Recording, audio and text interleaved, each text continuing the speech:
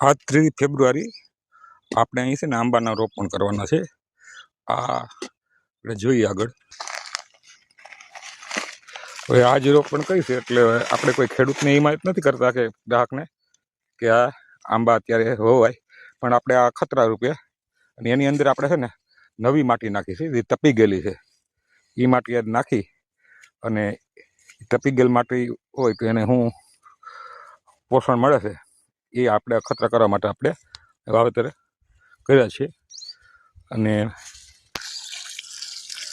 પાણી પાઈ અને 2 દિવસ પછી ફરીવાર પાણી આપી દઈશું એટલે અંદર જે માટી નરમ થઈ ગઈ અને એ કઠણ થઈ જાય અને ઝાડ છૂટી રહે। આવી રીતે આપણે અહીંથી બેડ હતી આપણે જે કલમોની એ પૂરી થઈ એટલે એ જગ્યા વધી અને આપણે અહીંથી અહીંયા વાવેતર કર્યું।